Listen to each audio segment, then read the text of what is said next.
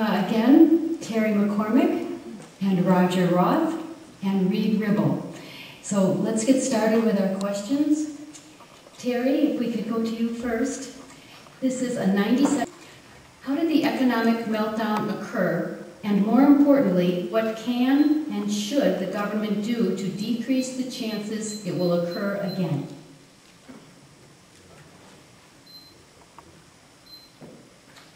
Very concisely, if you look at the national economy in debits and credits, we had a failure of the subprime mortgages. We put too much value on mortgages that had no value.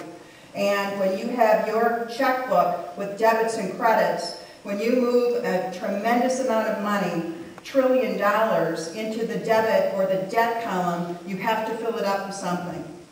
What we filled it up with was your savings, your pensions, your hard work, and your taxes. There are many Republicans and Democrats that voted for the TARP bailout and voted for the successive bailouts. What we have done is strayed so far away from free market principles and the natural policy solutions that would have fixed this, that politics have created a money policy that is unbearable. We're feeling it, which is why you're disappointed in both political parties right now, which is why you understand that if we don't change the monetary system and how business as usual politics happens in Madison and in Washington in our case, then things won't change. We need real solutions, which means that we need to make sure that when we're lobbied, we're not putting money into Fannie Mae and Freddie Mac. We're not taking your retirement and your pension monies to fill holes. We need to let businesses go bankrupt if they were too poor decision makers to make the right choices, and we need to make sure that we're not driven by associations and individuals that have too much say in your economy. Thank you. Roger, if you could just proceed one after the other, that would be great. Absolutely. Roger? Absolutely. Thank you. If I asked you a question, and asked you to answer my thought here, if I said, if you can't afford to buy a house, what would you say? Don't buy one. Don't buy one. But if you're government, that's the wrong response, actually. If you're government, you can't afford to buy a house, they say, well, let's figure out a government program, let's subsidize your mortgage and make sure that we can get you in.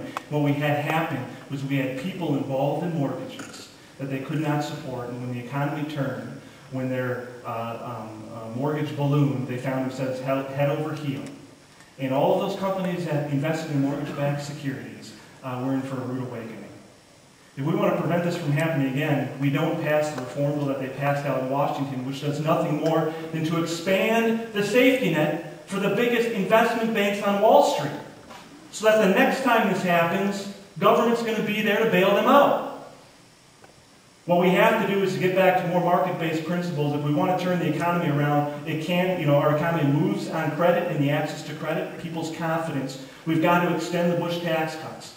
You're going to hear Obama and every other Democrat talking about everything but extending those tax cuts. That will move this economy, and we've got to get small businesses that access to credit, because right now, folks, I'm telling you, people that I work with, small businesses that have never missed payments, have perfect credit, have a tough time getting access to credit, and that's where job creation is. Not government. Government creates debt, not jobs. The private sector creates that economic engine. We've got to create that atmosphere through our tax policy. The mortgage crisis was caused by two key failures: a failure of government and then a failure of industry. The failure of government encouraged too many banks to lend so that they wouldn't be punished by the government on anti-discrimination laws. So they lent money to people who couldn't afford it. Then you had Moody's and Standard & Poor's, the rating agencies that rated those poor mortgages as much higher in value than what they really were. They gave them a better rating than they were. Then you had mortgage bankers who took those bad loans and packaged them into big bonds, and they were called mortgage-backed securities, and they were bonds that were sold then to taxpayers. Okay? Now, the problem is we also had people that wanted to short those investments, and they bought insurance in case those investments went bad, and in fact, they did begin to go bad. And big companies like Goldman Sachs and Lehman Brothers and Deutsche Bank, they all had huge liabilities that they had to pay out, and for a liability had to be paid out, someone had to lose. For someone to win, someone had to lose. Unfortunately, the investors lost, and the taxpayer got held with the bill, while the investors ended up winning quite a bit. And it was a big problem that's not been resolved, quite frankly. Now, Moody's and Standard & Poor's are more careful in how they rate mortgages. Banks are more cautious about how they lend. But the government is still in the way. In fact, 93% of all mortgages are now being financed and guaranteed by Fannie Mae and Freddie Mac. We have to remove the safety net if we're ever going to prevent this from happening again. Thank you. Okay, Roger, this is for you first. This is a 30-second question, and you've already answered half of it. Okay, good. This comes from Judy. Should Bush tax cuts be extended? If so, to whom? Why have they not worked in the last 2 years? Absolutely, the Bush tax cuts should be extended. There isn't an economist in our nation, I dare say the entire world, that believes you can raise taxes in the midst of a recession and you're going to stimulate the economy. We need to extend these so that people have some certainty. Right now there isn't any certainty coming out of Washington. Nobody knows what their status is going to be 2 years from now or 4 years from now. But if we can give them that confidence, if we can give them that ground that they can stand on, I've got all the faith in American small businesses to get this economy moving forward again. Yeah, the Bush tax cuts absolutely need to be extended, and all of them need to be extended. They're quite regressive if they don't extend them. For example, the lowest income earners in the country will have a 50% increase on their taxes January 1st if they're not extended. This is it's a really bad policy, and it's very, very regressive. And so they have to be extended. As far as why they didn't work, I'm not sure that I can answer that in 10 more seconds. And so I'll just leave it that way.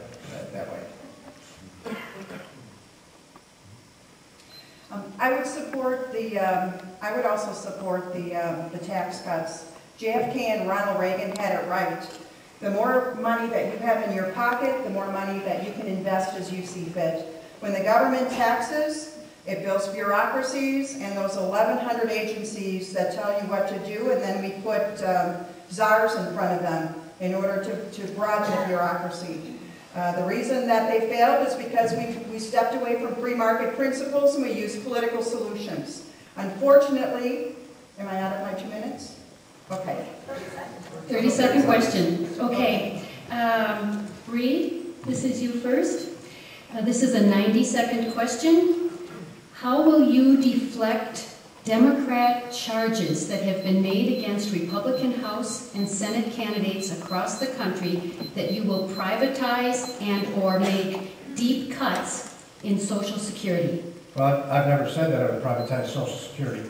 And I think it's okay for them to make those accusations. They're going to make those accusations anyway because honesty's never been part of the political spectrum in this country. And what we need to have is some people that will begin, at least start by speaking honestly. Now, I've not come out publicly in support of privatization, but I have come out publicly in support of personalization. And they're quite a bit different. Privatization is where you're allowing someone to take that money and invest it outside the system. Now, that's okay unless you're the guy that retires when the stock market crashes 4,000 points, and now the taxpayer's on hook for it anyway. And so, but what I do believe is in personalization. And by allowing your investment in Social Security be yours, but invested through the current system, we can now protect our seniors, and we can now protect our grandchildren. And that's at the end of the day the objective, is that we have to protect both. And there's a way of getting that done. And so I suppose the Democrats can make whatever accusations they wanted. They took a full-page ad out in the Press Gazette last week saying, I want to send jobs to China, so they're not afraid to say whatever they want. I was a little surprised to see that in the primary, but they will say whatever they want. And I can't get distracted by what they say. I need to go forward and take my solutions and offerings to the American people, and I believe that they're better than what the Democrats have, and so we'll win. We need to keep our promises to seniors, those that are 55 and older, who have worked their whole life, 60 years and older, who have worked their whole life expecting that Social Security would be there. There are several proposals out there. One of them is from our side of the aisle that says we should increase the age to 70 before an individual is eligible for Social Security. I believe that we need to take a look at the 1,100 agencies and make the cuts there, not with a scalpel, but with a hatchet. We need to make sure that we have competitive bids in all agencies. Get rid of the no-bid contracts. All that does is create business as usual politics with insider deals. We need to make sure that we bring a flashlight and bring transparency to every agency to go after waste, fraud, and abuse. That way we wouldn't be looking at entitlements as an either or going after our most vulnerable seniors or our children for those cuts. There's plenty of waste in Washington, and there's plenty of room for common sense or business principles, just like the business principles I used to save $25 million the first year for 2% of prescription drug purchasing for state employees. Competition works, transparency works. We need to apply it to the federal government as well. I'm one of the losers in the Social Security system, and I say that because my age makes it that under current projections, when I retire in 2043, there won't be a Social Security fund there to pay for my retirement. All the dollars that I'm paying in will have been exhausted long before. Anyone in their 30s and younger is in the same boat that I am. What we see happening right now is in the 1930s, we created a program where there were 12 people paying in for every one person that was retired. By 2020, it's going to be 2 people paying in for every one person retired, and you can just see how the numbers just don't work anymore. That is why I'm advocating a few things. One, we have got to take Social Security off of its autopilot status, which it is right now in Washington. It is never reviewed or looked at until it reaches a crisis moment. And we need Congress to look at Social Security every 5 years to make sure that the actuarials are sound and that it's on a clear financial path towards solvency. Because little changes every 5 years is a lot easier than big changes every 30 and 40 years. Anyone who's, there are 3 things you can do to solve Social Security. There are 3 levers that you can pull, and none of them are good options. You can raise the taxes that people pay into Social Security. You can decrease the benefits for those in Social Security, or you can raise the retirement age. Anything else people tell you is promising roses without thorns. That's why I'm advocating that we have an independent commission in Washington, Republican and Democrat congressmen and senators, to sit down like Ronald Reagan prescribed in the early 1980s when they saved Social Security, to get together and to put together a bill on an up or down vote in Washington. Thank you all. One more question in our jobs economy segment for now, and then it will be on to healthcare. So we'll start with you, Terry. This is a 90-second